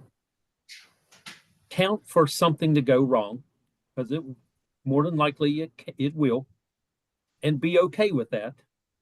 And lastly, like Chris said, is have fun. The reason why you're spending money to be there and to do things and is because these are things you love to do and or that love, you love this genre of stuff. If you want to go see a panel, go see a panel. If you want to go to get stuff signed or remarked, go do that. Do what makes you happy and what you want to go to the show for. Just have fun. Do what you want to do on your own. This is your time, your energy, and your resources you're pouring into it. So that's it. What is everybody's plan for their next con? well, if you're looking in Virginia area, Big Lick Comic Con is next weekend. Would be more your pop con. I don't think I'm going to that. I think the first show I'll be at this year will be GalaxyCon, which I know I'll be going overnight for as well. So That's late March. I think it's late March, early April. I got to double check. Yeah, I want to go to GalaxyCon, but I'm waiting for more creators to be announced for that one. They don't have many announced yet. I know a few names. Yeah, there's some coming that they haven't announced. Yeah. I think for me, I would like to maybe make a day appearance at GalaxyCon. But of course, October, I'm planning on New York again. So that's, and when you talk about budgeting, I mean, that's something, I budget for all year. I try to set money aside for that show because I know it's going to be quite a bit. And so, and that's one of the reasons why that's one of the only shows I do is because of the cost of the show itself, the hotel, parking, everything else, food. If Star Wars Celebration ever makes it back relatively close, I am definitely going to go to that. That'll be fun. Yeah, I'm waiting for it to get, like, if it's on the East Coast, I'm thinking of going, but it's in Japan this year, so that ain't no way I'm going to that, or go to that. But I don't know. What are you doing, Adam? Right now I'm a little bit on pause. So love to do Heroes, but I don't know if that's going to happen this year. So just gonna kind of see what comes up when I can go. Heroes is on my list, maybe Baltimore, depending if I can fit them in. Something we didn't mention, if you've never been to a con, there's nothing wrong going to, you can do the Jimmy thing, do New York Comic Con, but go to a little show first. Get an idea of what it's like to, go through line, pay, talk to vendors. It will prepare you for the bigger show better because you have an idea of what to expect. So if you have a small little show, hotel, expo center kind of show, go to that little show, walk around, get an idea of what you're doing, and then you can fathom how it goes on the bigger levels. Anything in from anybody else? Is everybody good? Okay. Well, you'd have to be watching this on the replay, but thanks so much for tuning in for anybody that watches it. If you have other ideas of things that you want to see us cover or get some more information about, shorter visit videos, whatever you want to do, let us know. Hope this is helpful for those that haven't been to a con before, or maybe make you think a little bit about what you have done if you have done one in the past. But thanks so much for tuning in for those that have, and look forward to talking more and maybe seeing you on a con floor one day in the future. All right, see you guys.